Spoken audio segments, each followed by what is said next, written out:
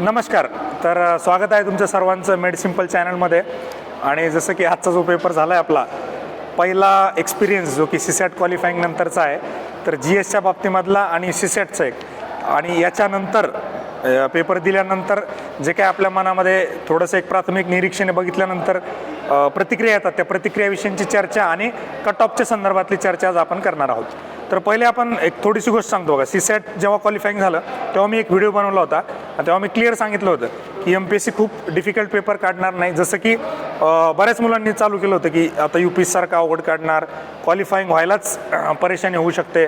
Simple reason होतं, 5 question decision मेकिंगचे, 10 mark सगळ्यांना ऑन ॲव्हरेज पडतात, 55 इकडे पडायला काहीच प्रॉब्लेम नव्हता. त्यामुळे CSAT was never going to be difficult, right. तर सीसॅट ॲज इट इज बऱ्यापैकी सोपा झाला. त्याच्यानंतर आता वळूया थोडं GSच्या टॉपिककडे. तर GSचा जो पेपर होता इन जनरल जर कंपॅरिझन केलं आपण, तर म्हणजे 20 आणि 21चा पेपर जस्ट ग्लान्स करून बघितला आपण, आणि आता हा 22चा पेपर जर हातात घेतला, असं लक्षात येतं की 22च्या पेपरमध्ये थोडे रँडम क्वेश्चन जास्त होते. म्हणजे जे टेक्स्टबुक बेस्ड क्वेश्चन्स ज्याला आपण म्हणतो की आहे त्या सोर्समधून आलेले, ते जास्त क्वेश्चन नव्हते. त्याच्या व्यतिरिक्त जर बघायचं म्हणजे स्पेसिफिक टॉपिक वाईज आणि एरिया वाईज बघायचं झालं, तर जोड्याला ॲज युजल खूप सोप्या होत्या. की एक जोडी आपल्याला परफेक्ट माहीत असेल की बाकीचे सगळे सुटतात. म्हणजे कर्नाटका, कावेरी, शिवसमुद्रम आले, आपली जोडी लगेच बरोबर येते. हा पार्ट थोडा सोपा होता. जिओग्राफी त्यातल्यात बऱ्यापैकी सोपा होता, बरोबर आहे. याच्यात पण 2-3 ट्रेंड आपल्याला बघायला मिळतात. म्हणजे जर आपण फक्त UPSC करणारे जर बघितले तर संमिश्र प्रतिक्रिया आहे. खूप अवघड नाही, खूप सोपा नाही. ज्या लोकांनी 2-3 वर्ष किंवा 4-5 वर्षापासून तयारी करतात त्या लोकांना मॉडरेट पेपर वाटतो. जे लोक 1-2 वर्षापासून तयारी करतात पेपर डिफिकल्ट होता. इन जनरल जर पेपर बघायला गेलं, paper was moderate to difficult, not so easy and not very difficult also. So moderate to डिफिकल्टकडे हा पेपर जातो. आणि स्पेसिफिकली एरियाज बघायचं झालं तर आपण जे बघत होतो, जिओग्राफी क्वाईट म्हणजे थोडासा डिफिकल्ट म्हणता येईल काही question, but it was okay. Science, ज्या लोकांचं सायन्सचं बॅकग्राऊंड नाही आहे त्यांसाठी अवघडच होता. रँडम क्वेश्चन थोडे जास्त होते. ज्यांना फिजिक्सचे, केमिस्ट्रीचे प्रॉब्लेम सोडवता येत नाहीत त्यांसाठी अजूनच थोडासा अवघड होता. पण त्याच्यामध्ये जर आपण लॉजिकली बघायला गेलं तर 2-3 प्रश्न सुटण्यासारखे होते. ते आपण बघूयात पुढच्या डिस्कशनमध्ये. त्याच्यानंतर हिस्ट्रीचा जर बघितला तर रेग्युलर जे क्वेश्चन आहेत त्यातले 4-5 प्रश्न होते. अदरवाईज थोडंसं खोलात जाऊन अभ्यास करावा लागतो. तर हे तुम्हाला 1-2 वर्षामध्ये होणारी गोष्ट नाही आहे हिस्ट्रीची. त्यातल्यात महाराष्ट्र स्पेसिफिक जे काही क्वेश्चन विचारलेत रेग्युलर सोर्सेसच्या बाहेरचे ते.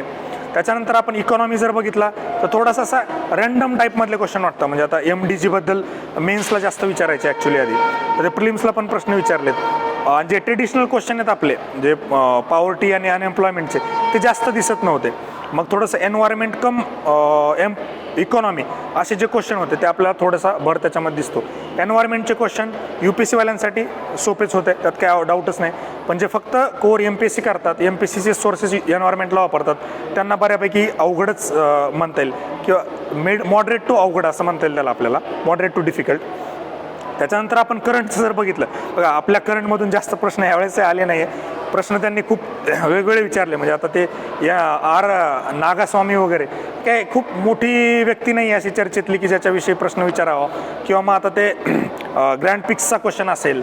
आता बाकीचे फेमस एवढ्या मोठ्या इव्हेंट होऊन गेल्या त्याच्यावर प्रश्न न विचारता, म्हणजे ऑस्करची एवढी कॉन्ट्रावर्सी झाली विल स्मिथची, त्याच्यावर प्रश्न विचारला नाही. म्हणजे थोडंसं MPSCचं कसं दिसतं की प्रयत्न चालला UPSCकडे जायचा, पण जाता जाता दुसरीकडे कुठेतरीच निघून चालली आहे. लक्षात येते का? म्हणजे पॅटर्न जो फॉलो करायचा प्रयत्न करते MPSC की UPSCचा पॅटर्न आपल्याला फॉलो करायचा आहे, पण ते ट्रान्झिशन कुठेतरी दिसायला लागतं, पण ते अचीव करणं तिथपर्यंत पॉसिबल होत नाही आहे. UPSCमध्ये कसं असतं, लॉजिकल क्वेश्चन असतात. लॉजिकल म्हणजे ती ट्रान्झिशन जर आपण बघितली तर ते प्रयत्न नक्कीच चालू आहेत UPSCच्या दिशेनं, पण ते कुठेतरी असे रँडम प्रश्न काढणे, चित्रविचित्र अवघड करायसाठी कुठून तरी कोपच्यातून एखादा प्रश्न काढणे. त्याच्यामुळे काय होतं की जे नवीन 1-2 वर्ष 3 वर्ष तयारी करतात, बेसिक सगळ्या गोष्टी जे करतात, त्यांना ते क्वेश्चन टॅकल होत नाहीत. आणि मग हे डिसायडिंग जे 2-3 प्रश्न असतात ते हेच प्रश्न असतात की जिथे थोडासा एक आपण वेटरन्स ज्याला म्हणतो, सिनियर लोक, त्यांना थोडासा ॲडव्हान्टेज मिळू शकतो GSमध्ये. आणि सीसॅट क्वालिफाईंग झाल्यामुळं जे काय नवीन मुलं होते सीसॅटच्या भरोश्यावर लवकर प्रिलिम्स क्लिअर करायचे, त्यांना थोडंसं कुठेतरी डिफिकल्ट होऊ शकतं. त्याच्यानंतर आपण जर असा पेपर जस्ट चालून बघितला, जसं लॉजिकली सुटणारे प्रश्न म्हटलं होतं, लॉजिकली आपण जर बघितला होता तो नॅचरल मॅग्नेटचा तर लोडेस्टोनमध्ये FEA बघा, FEA फेरससाठी असतं, मॅग्नेट आणि फेरस एवढं लॉजिक लागलं की ते सुटतं. आता सोनारचा तर तसा बऱ्यापैकी लोकांना येतच असेल तो प्रश्न. त्याच्यानंतर आपण अजून जर थोडंसं पुढं जाऊन बघितलं तर काही काही जोड्या लावामध्ये पण आपल्याला जस्ट बघितलं तरी आपल्याला सुटता येण्यासारखे प्रश्न आपल्याला दिसतात. आता जयंती पटनाईकचा प्रश्न आहे, हा मेन्सचा प्रश्न आहे. म्हणजे ज्या लोकांनी राज्यसेवा मेन्स दिलेल्या आहेत त्यांना 2-3 प्रश्नाला थोडासा ॲडव्हान्टेज होतो. फादर ऑफ जिओग्राफी वगैरे, किंवा हा जयंती पटनाईकचा प्रश्न आहे. तर हे प्रश्न आपल्याला MPSC मेन्सच्या भरोश्यावर सुटू शकतात. त्याच्यानंतर थोडंसं आपण आता ILOचा प्रश्न जो आहे की 100 वर्ष जे झालेत, आता हा ॲक्च्युली खूप आधी न्यूजमध्ये होता आणि ज्यांनी UPSC केलं आहे ना त्या बऱ्यापैकी लोकांना माहिती होतं की याचं 100 वर्ष कुठल्या ऑर्गनायझेशनला झालेत. मग हा थोडासा एक कुठेतरी जे रेग्युलर फक्त MPSCची तयारी करतात किंवा ज्यांनी मागचं करंट इकॉनॉमिक्सचं केलेलं नाही आहे, जे नुकतेच अभ्यास करतायत MPSCची, त्यांना कदाचित हा अवघड जाऊ शकतो. तसं बघितलं तर थोडेफार जे प्रश्न आहेत, आणि जसं जोड्या लावांचं सांगितलं की आपल्याला ते एक जर माहीत असेल तर बाकीचे पण आपल्याला सुटू शकतात. आता हे नेबुलार थेरी जी आहे तर रिपीटेड क्वेश्चन आहे हा. मला वाटतं 19ला काहीतरी प्रिलिम्सला विचारला होता लॅपलेसचा, किंवा NCERT मध्ये पण दिलेलंच आहे. तेवढं एक जर माहीत असेल तर ती आपल्याला जोडी आरामात सुटू शकत होती. मग अशा पद्धतीनं जर एक साधारण बघायला झालं तर मॉडरेट टू डिफिकल्ट पेपर होता, त्यामुळे कट ऑफ खूप जास्त वर जाईल असं वाटत नाही. म्हणजे मागच्या वेळेसचे कॅल्क्युलेशन जर आपण बघितले, म्हणजे साधारणतः 228च्या आसपास कट ऑफ लागतो, तर आपण 120 मार्क हे CSATचे धरूया ॲव्हरेज, 108 GSC.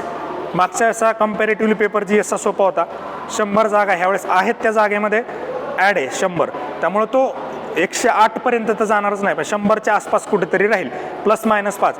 आणि स्पेसिफिकली कट ऑफची जी चर्चा आहे, आपण पहिली की आली आपल्याला स्कोअर कळतील आणि स्कोअरवर एक बेस तयार होईल, मग त्या बेसवर आपल्याला एक एक्सपेक्टेड कट ऑफची चर्चा करता येईल. बघा आता तसं हवेत करणं एवढं काही योग्य नाही, पण आपण जे थोड्याशा प्रतिक्रिया घेतल्यात, सिनियर लोक आहेत किंवा ज्यांनी जस्ट पहिला दुसरा अटेम्प्टवाल्या एक्झाम दिलेत, त्यांच्या प्रतिक्रिया देऊन आपल्याला जे काही प्राथमिक निरीक्षण आपल्यासमोर येतात त्याच्यानुसार असं वाटतं की 100च्या आसपास कट ऑफ राहील, खूप जास्त कट ऑफ जाणार नाही. आणि फॉर्च्युनेटली जर झालं जसं म्हणतायत की अजून 69 जागा काहीतरी नायब तहसीलदारच्या ॲड होणार आहेत आणि ती जागा कुठेतरी 600ला टच होऊ शकते, तशी जर झाली तर 100 पण क्रॉस होणं मुश्किल होईल कट ऑफचं.